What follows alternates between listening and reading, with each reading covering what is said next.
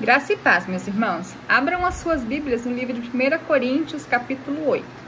Nós vamos fazer a leitura e um breve estudo dos versículos 1 ao 6, acerca das coisas sacrificadas aos ídolos. Versículo 1. No que se refere às coisas sacrificadas a ídolos, reconhecemos que todos somos senhores do saber. O saber ensoberbece, mas o amor edifica. Se alguém julga saber alguma coisa, com efeito, não aprendeu ainda como convém saber. Mas, se alguém ama a Deus, esse é conhecido por ele. No tocante à comida sacrificada a ídolos, sabemos que o ídolo de si mesmo nada é no mundo e que não há senão um só Deus. Porque, ainda que há também alguns que se chamem deuses, quer no céu ou sobre a terra, como há muitos deuses e muitos senhores. Todavia, para nós há um só Deus, o Pai, de quem são todas as coisas e para quem existimos, e um só Senhor, Jesus Cristo, pelo qual são todas as coisas e nós também por Ele. Graça e paz, meus irmãos. Vamos iniciar o estudo 1 Coríntios 8. Aqui Paulo trata a respeito das coisas sacrificadas aos ídolos. No versículo 1 diz o seguinte: no que se refere às coisas sacrificadas a ídolos, reconhecemos que todos somos senhores do saber.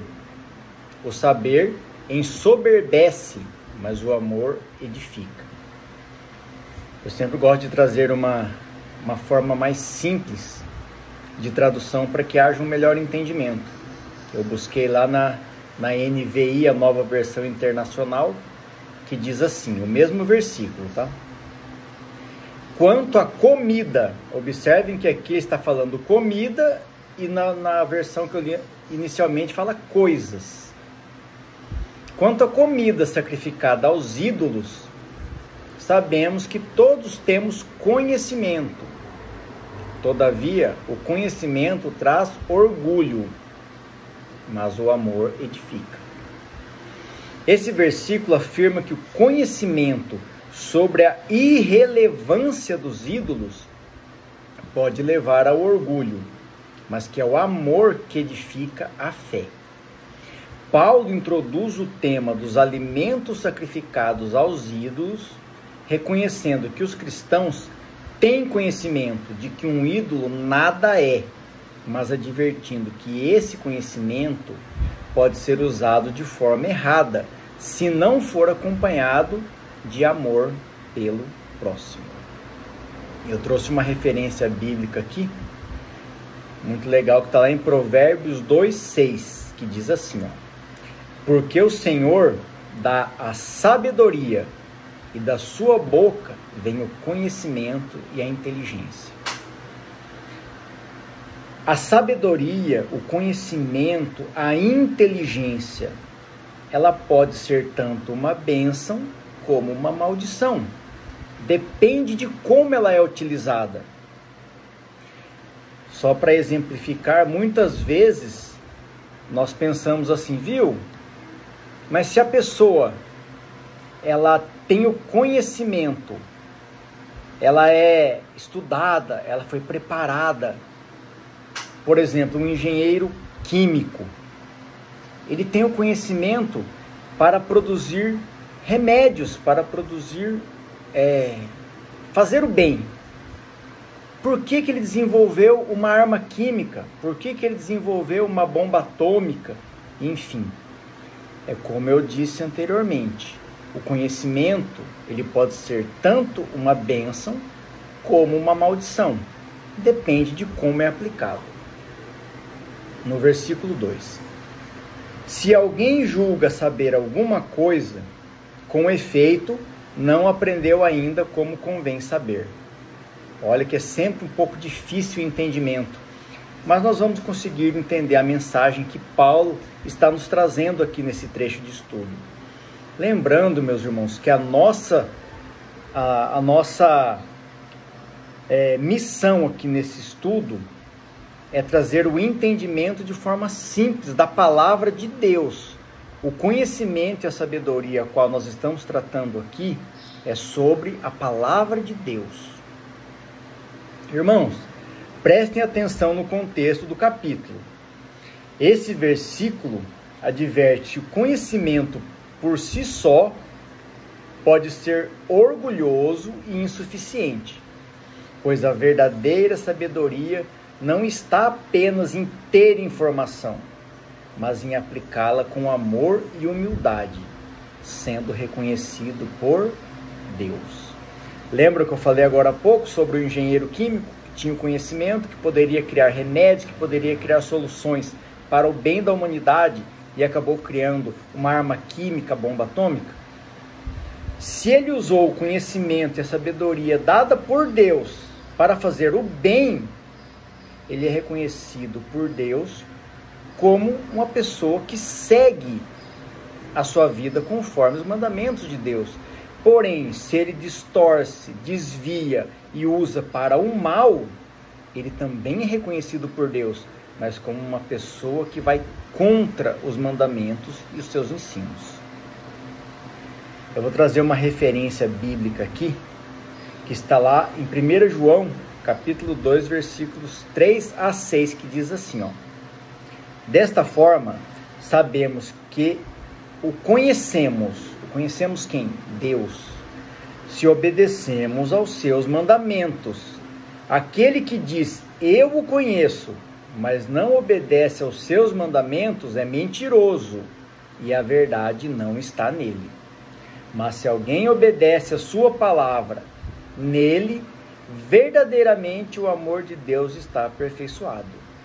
Desta forma, sabemos que estamos nele.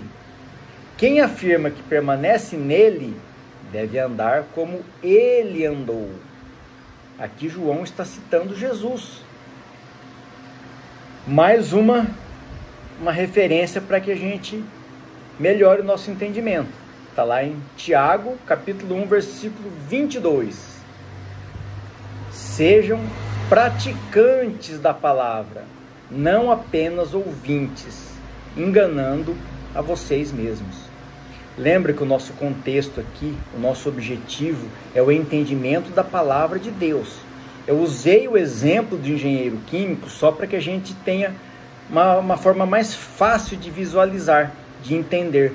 Mas o objetivo do entendimento aqui é a palavra de Deus. O conhecimento ao qual se refere Paulo nesse trecho de estudo é sobre a palavra de Deus. No versículo 3. Mas se alguém ama a Deus, esse é conhecido por ele. Vamos mais uma referência bíblica aqui. Está lá em Efésios 2, dos versículos 8 a 10, que diz assim: porque pela graça sois salvos, mediante a fé. E isto não vem de vós, é dom de Deus, não de obras, para que ninguém se glorie. Pois somos feitura dele, criados em Cristo Jesus para boas obras, as quais Deus de antemão preparou para que andássemos nela. Tá, mas ficou difícil de entender ainda. Ali não diz, mas se alguém ama a Deus, esse é conhecido por ele. A fé, meus irmãos, é um dom de Deus dado a nós pela graça e não por merecimento. Muitas vezes nós conversamos com alguns irmãos, com pessoas que às vezes não são convertidos ainda, e eles não entendem por que nós cremos, por que nós vivemos conforme a palavra que está escrita num livro. Eles não têm a fé, e a fé não vem de nós, é um dom de Deus. Então, quando aqui Paulo diz que se alguém ama a Deus, no caso nós, se nós amamos a Deus, é porque Deus nos conhece, porque Ele nos chamou primeiro. No versículo 4. No tocante à comida sacrificada a ídolos, sabemos que o ídolo de si mesmo nada é no mundo, e que não há senão um só Deus. Nesse versículo, Paulo afirma que os cristãos sabem que ao comerem alimentos oferecidos a ídolos, o ídolo em si não tem poder, pois só existe um Deus. A referência bíblica aqui, bem comum e bastante conhecida, porém muito distorcida, que está lá em Êxodo, capítulo 20, versículos 3 e 4. Muito conhecida, que seriam os 10 mandamentos. Mas devemos tomar cuidado, porque os 10 mandamentos variam de acordo com a intenção da pessoa. E isso é muito ruim. Vamos lá. Versículos 3 e 4. Não tenha outros deuses além de mim. Olha os mandamentos. Não tenha outros deuses. Não faça para você nenhum ídolo, na forma de qualquer coisa no céu, na terra ou nas águas debaixo da terra. Aqui Deus nos dá um mandamento, que nós devemos adorar somente a Ele, o único Deus verdadeiro, o Deus da nossa fé cristã, e que nós não devemos ter ídolos, não devemos confeccionar, não devemos adorá-los, não devemos fazer nada com relação a ídolos, porque eles não são nada. Eles são apenas imagens feitas por mãos humanas, sem vida, sem poder, sem nada. No versículo 5. Porque ainda que há também alguns que se chamem deuses, quer no céu ou sobre a terra, como há muitos deuses e muitos senhores. Olha só, presta atenção. Paulo contrasta as divindades pagãs, que eram muitos deuses, né, com o monoteísmo cristão. A mensagem continua nos versículos seguintes, afirmando que para os cristãos existe apenas um Deus e um Senhor, que é Jesus Cristo. O versículo esclarece a crença cristã de que, apesar da existência de muitos ídolos e muitos deuses no mundo, sejam eles espirituais, como por exemplo, Zeus, Baal, o próprio Satanás é tido como Deus para os satanistas, entidades como o pessoal das religiões de matriz africana, ou até mesmo terrenos. Lembra da história de Nabucodonosor? Na Bíblia, lá no livro de Daniel, está lá no capítulo 3, dos versículos 4 a 6. Vou trazer só um trechinho para que vocês se lembrem, mas se vocês quiserem ter todo o contexto da história, basta procurar o livro de Daniel, capítulo 3, e ler o capítulo todo para ter o entendimento. Nisto, o arauto apregoava em alta voz. Então, Nabucodonosor, o imperador da Babilônia, deu uma ordem ao arauto, ao mensageiro.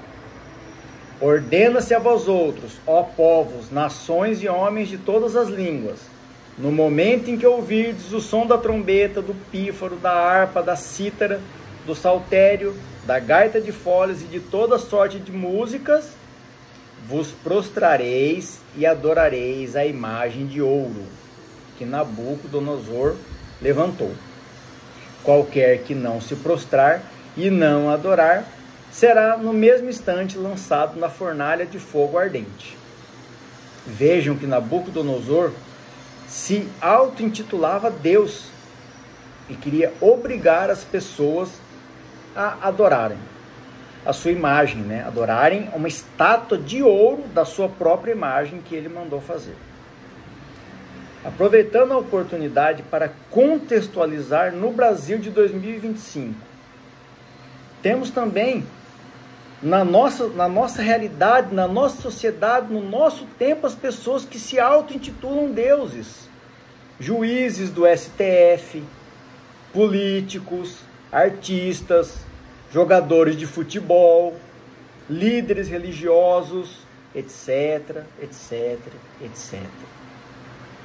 Todavia, para nós há um só Deus, o Pai, de quem são todas as coisas e para quem existimos, e um só Senhor, Jesus Cristo, pelo qual são todas as coisas, e nós também por Ele. Que tudo seja feito para a honra e glória do nosso Senhor Jesus Cristo. Amém.